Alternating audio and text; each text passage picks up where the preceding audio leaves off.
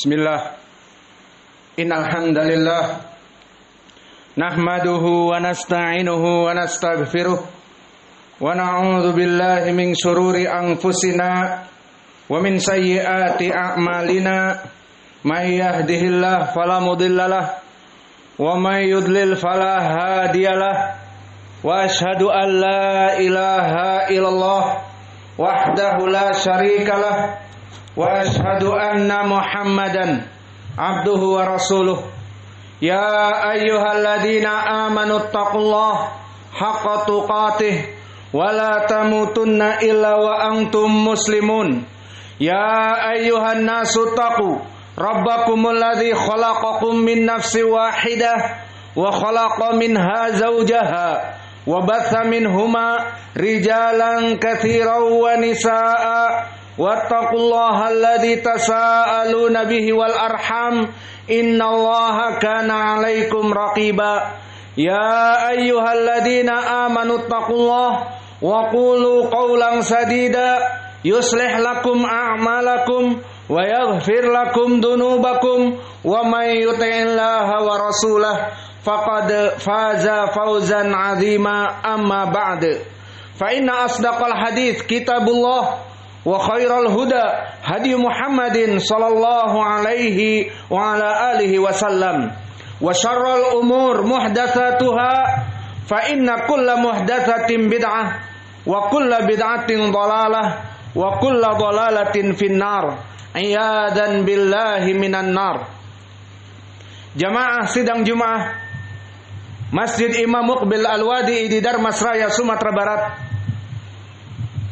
telah diriwayatkan oleh Imam Ibnu Majah dari jalan Nu'aim ibni Abi Hind an Rabi'i ibni Hirash dari Abi Musa al-Ash'ari, berkata Rasulullah sallallahu alaihi wa ala alihi wasallam, khuyyirtu baina syafa'ah wa baina an yadkhula nisfu ummati al-jannah fa akhtartu syafa'ah li'annaha a'zam fa akhtartu syafa'ah li'annaha a'zam wa akfa. Faqila lil muttaqin ya Rasulullah, faqala la walakin lil mutalawwithin al khatta'in al mudhnibin. Maka di dalam hadis yang diriwayatkan oleh Imam Ibnu Majah dari Abu Musa al-Ash'ari, Nabi Muhammad sallallahu alaihi wa ala alihi wasallam bersabda, telah dipilihkan kepadaku antara dua perkara. Pertama, surga itu akan dimasuki oleh setengah dari umatku. Dan pilihan yang kedua, aku diberikan syafaat untuk memasukkan umat-umatku kepada surga. Antara dua pilihan ini fa akhtartu syafa'ah li'annaha a'zam wa akfa. Maka aku lebih memilih asy-syafa'ah karena dia lebih meluas dan lebih mencakup menyelamatkan kaum muslimin dari api neraka. Maka dikatakan kepada Nabi, wahai Rasulullah, apakah syafaat itu untuk umatmu yang bertakwa kepada Allah, yang melaksanakan amal-amal ibadah, melaksanakan salat, berpuasa Ramadan dan yang sunnah-sunnah? Dikatakan oleh Nabi, la walakin lil mudnibin al mutalawwithin al khatta'in. Tidak, tetapi syafaat ini untuk pendosa-pendosa besar dari umatku, dari orang-orang yang berdosa, dari kaum muslimin, dari orang-orang yang penuh dengan keburukan dan kekotoran yang dikotori oleh dosa-dosa mereka. Hadis ini barakallahu fikum hadis yang diriwayatkan oleh Nu'aim ibnu Abi Hind dan dia rawi yang thiqah dari Rabi'i ibni Hirash, seorang tabi yang meriwayatkan dari Abi Sa'id, dari Abi Musa, rawi yang thiqah. Maka hadis ini hadis yang sahih, disahihkan oleh dua imam muhaddits di era now, oleh Syekh Al-Albani dan Syekh kami Muqbil Al-Wadi'i rahimahumallah. Maka hadis ini hadis yang sahih. Maka setelah kita mengetahui bahwa hadis ini sahih, maka kita akan mengeksploitasi dan mengeksplorasi dari hadis-hadis tersebut. Adapun rawi Abu Musa al-Asy'ari, maka dia adalah Abdullah bin Qais, yang mana asalnya datang dari Yaman, yang mana dia lahir di Zabid, dan Zabid itu adalah desa yang sekarang di provinsi Hudaidah, dan Hudaidah minal Yaman, dari negeri Yaman sekarang. Maka dia safar kepada Nabi ke Madinah. Dan dari keutamaan Abdullah bin Qais, bahwa Nabi mendoakan kepada Abdullah bin Qais tanpa mendoakan kepada dirinya. Seperti hadis yang muttafaqun alaih dari Abu Musa al-Asy'ari, berdoa Nabi Muhammad sallallahu alaihi wasallam, Allahumma ighfir li Abdullah bin Qais wadkhilhu jannah wadkhilhu al-jannah.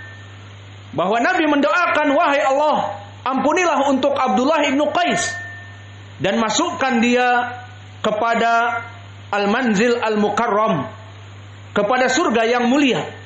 Maka ini keutamaan dari Abdullah bin Qais. Nabi mendoakan tanpa menyebutkan dirinya. Langsung Abdullah bin Qais diampuni dosanya dan kelak dimasukkan kepada surga.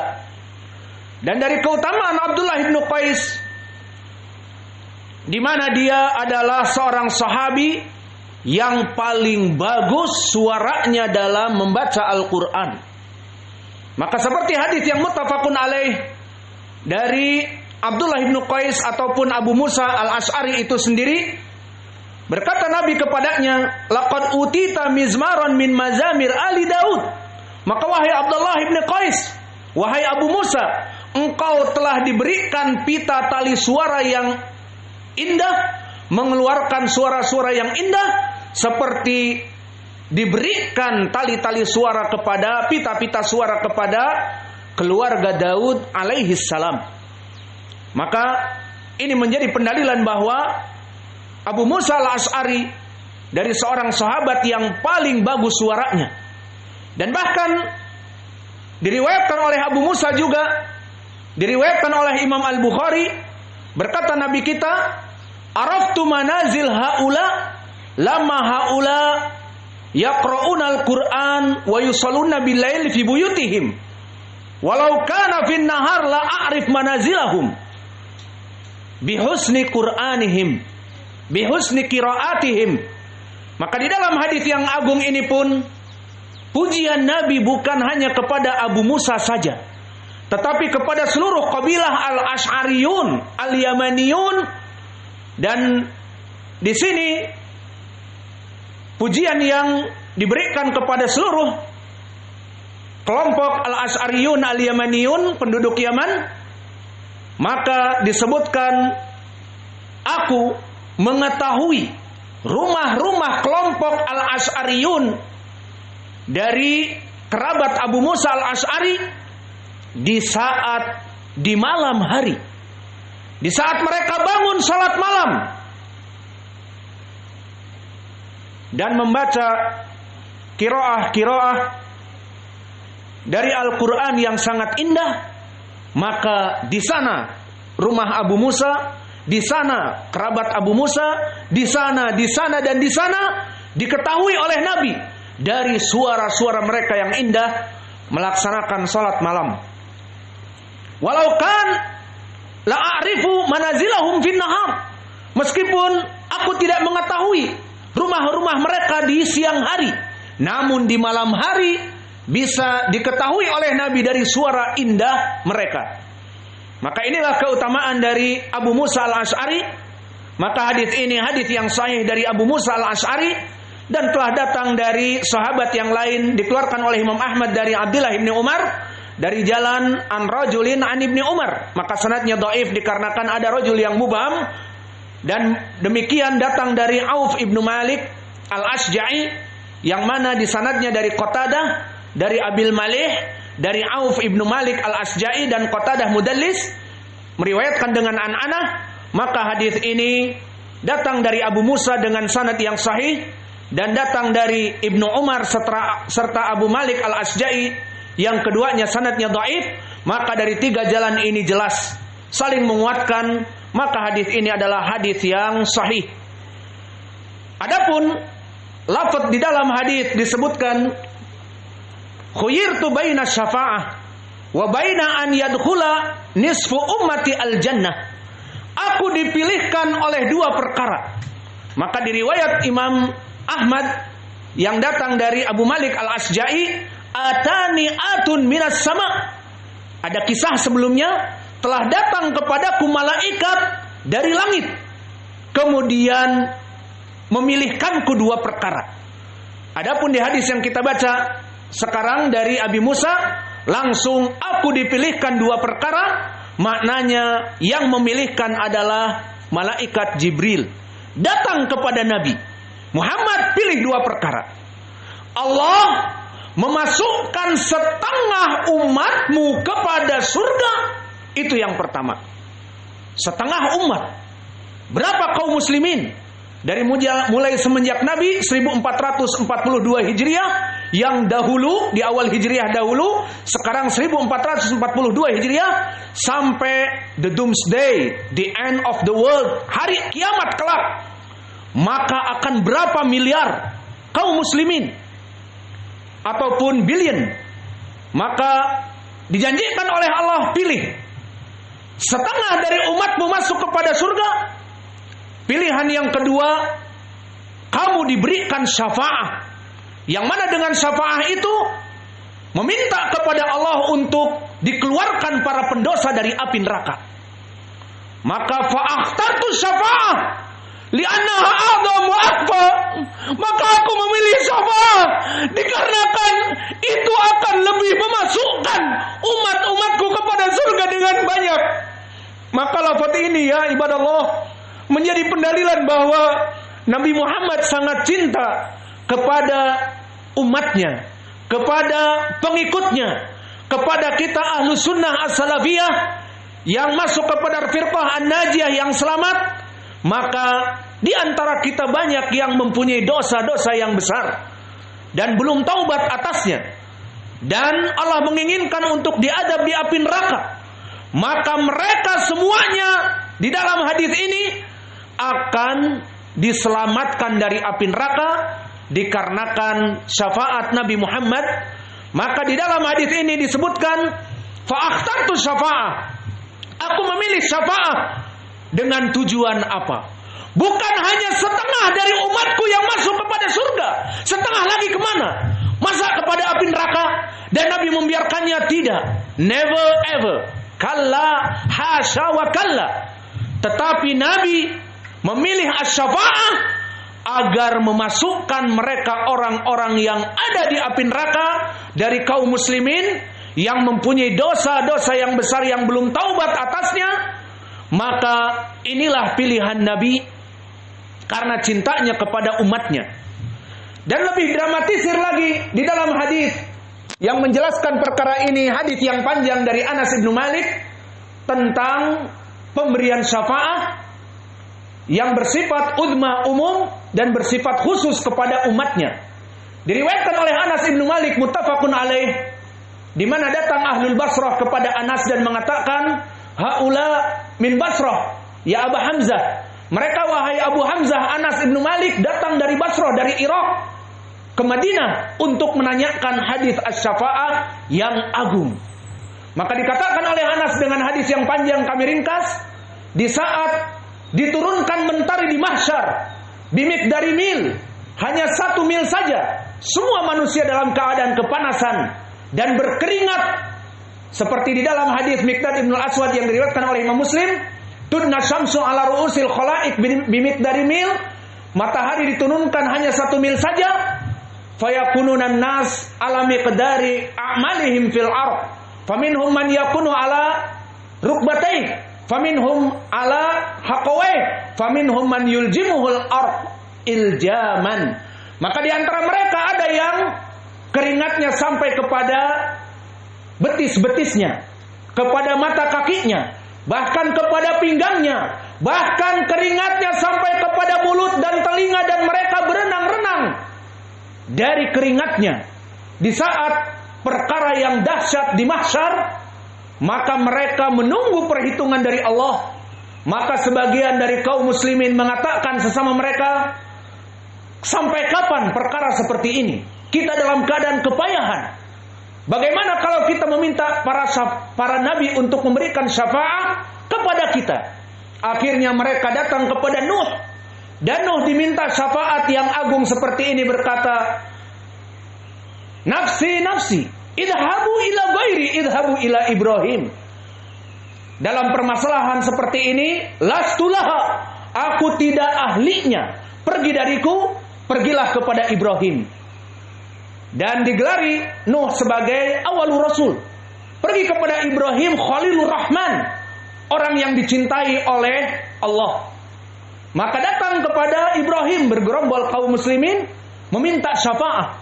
Apa yang dikatakan oleh Ibrahim? Lastulaha, aku bukan bidang ahlinya memberikan syafaat ini. Pergi kepada Musa, Kalimur Rahman, digelari dengan orang yang berbicara dengan Allah. Maka datang kepada Musa dan meminta syafaat. Akhirnya Musa pun mengatakan, lastulaha, aku bukan ahlinya dalam permasalahan syafaat yang agung ini. Pergi kepada Isa ar-ruhu min, yang mana Isa tidak mempunyai bapa, tetapi Allah meniupkan ruh kepadanya. Maka datang kepada Isa, Isa pun memberikan udzur, lastulaha, aku bukan ahlinya.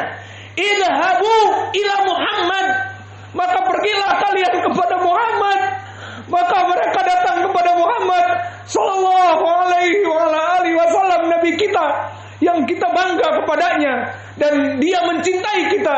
Maka mereka mengatakan tentang apa yang terjadi. Dia mengatakan bukan seperti yang dikatakan para nabi.